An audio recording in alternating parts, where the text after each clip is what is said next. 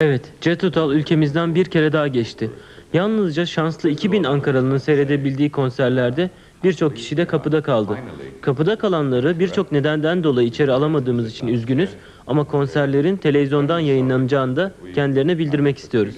15 Mayıs günü Jethro Tull'la bir basın toplantısı ve Ian Anderson'la da küçük bir röportaj yaptık.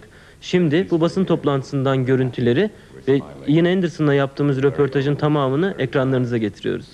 First of all, I would just like to say how pleased we are finally to visit Ankara, which we didn't get to visit last year, and we're only sorry that we are here for 2 days and playing in a very small place, so perhaps not as many people can see us play live as we would like, but at least we're here, we're happy, we're smiling, we're very old and very tired. But by tomorrow, we will be like supermen. And I should also say about the concerts that we're playing on this tour, the reason we're doing them is because of 3 requests we've had from our fans in many countries. And the requests were for 3 things: that we should do a live album, number 1. Number 2, that we should feature more of our acoustic songs and maybe less famous songs. And number 3, I forget number 3. Let's move on and create a number 4. No, I forgot number 1. What was number 1? No, we did number 1. We've done number 1 and number 2. Yes. We'll be testing you on this in a minute.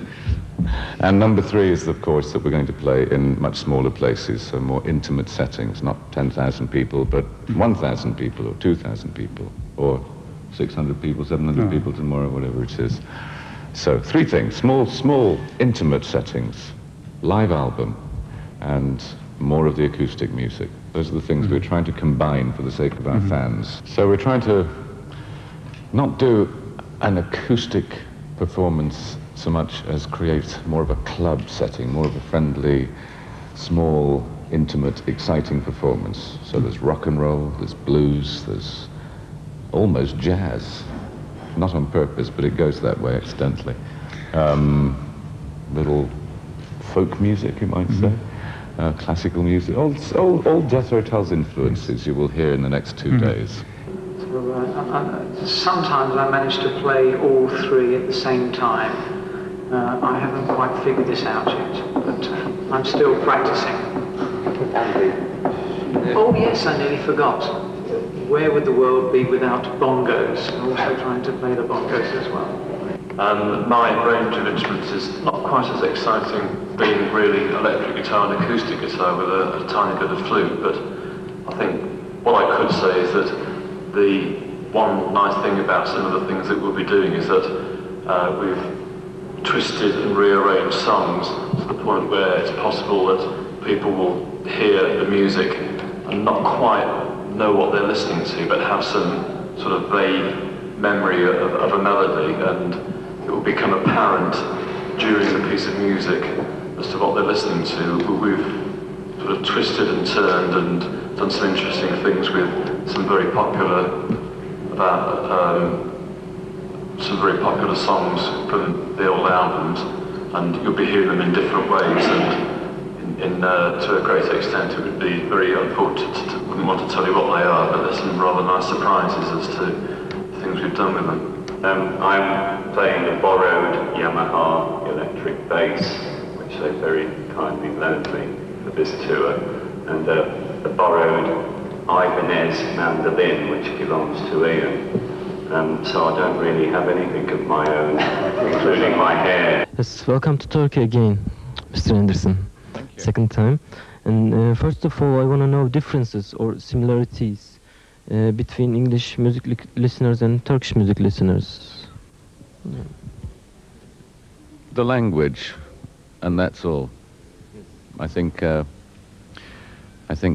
Turkish people, like the British, the Germans, the Brazilians, have a lot of music in their hearts. They also have good ears. They know how to listen to quiet sounds and loud sounds in the same song.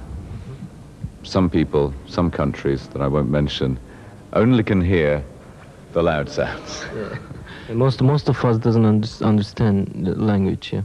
this problem. That's true, but then I think that's maybe one of the reasons why perhaps they really listen to the music. So on this tour we play quite a few instrumental pieces that are where language is not a problem. You didn't come to Turkey for 20 years. Same questions, I think. And suddenly, within a year, you came here 2 times. Why? And why can't we bring other famous rock bands?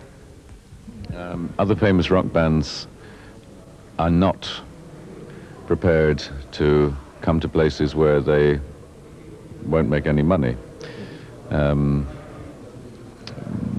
I've been playing for 24 years and made lots of money. So for me, it's very happy to be able to travel to parts of the world where maybe we don't make very much money, but we get the satisfaction of playing to people sometimes who have been listening to our music on records for many, many, many years. And we still play in places like America and Germany and Britain and other countries where we do make a lot of money. So that means that we are subsidized. The rich countries pay us to pay for our rent, pay the money we earn. But so long as we can make some money in some places, we don't mind visiting other places where we don't make any money. We hope we make enough money to pay for the airfares and the hotels and pay for our road crew, but we don't have any profit for ourselves. So this tour won't make any money for the musicians. Musicians are nice guys. Musicians will play because they like playing music. But you have to remember the guys who drive the trucks, who do the sound and the lights, those people are professionals, and no one says, "You're a nice chap, come and be on the television and be famous." No one talks about them or thinks about them, so they don't have the satisfaction we have. And they don't do it free. They need to be paid. So there are always expenses involved.